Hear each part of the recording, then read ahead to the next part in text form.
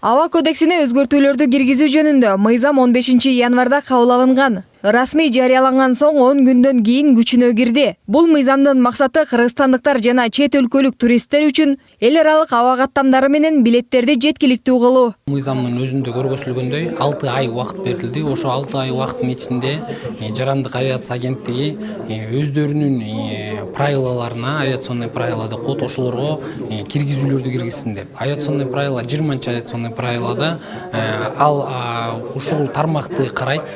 Ошого биз азыр абанын 5-мейкиндигин жөнүндө кандай гана берилет, кандай эмне процедура менен берилет, ошол болгон правилалардын баарын биз ошо кайым жазып чыгабыз. 6 айдын ичинде биз аны кабыл алышыбыз керек. Бизге мөөнөт берилген.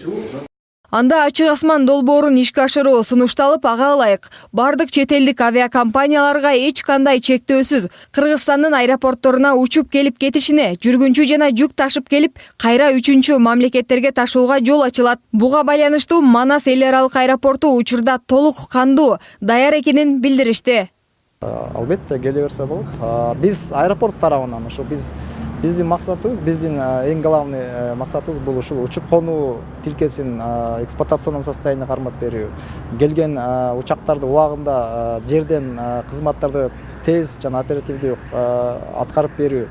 Жана келген жүргүнчүлөрдү убагында өзүбүздүн жумушубузду аткарып, тезирээк регистрация кылып, жана стрельный зонага өткөрүп берип, авиакаттамдарды аткарууга биз эң башкы максатыбыз ошол. Ал эми ачык асман долбоору тууралуу маселе Кыргызстанда 2003 жылдан бери байма-бай көтөрүлүп, бирок ишке ашпай келе жаткан. Жергиликтүү авиакомпаниялар аталган долбоор ишке кирсе, банкрот болуп калуудан кооптонуп келишет.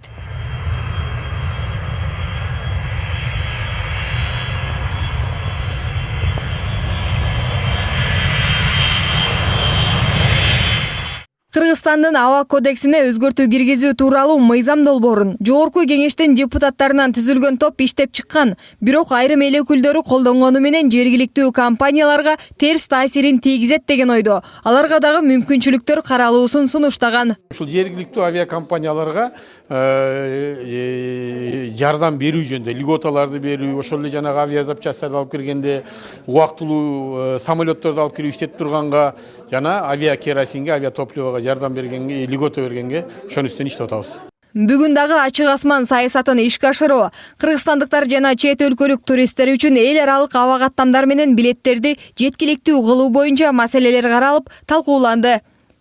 Аяна Байтемирова, Перизада Дүйшөнкулова, Шахрух Иминжанов, Ош Бирим жаңылыктары.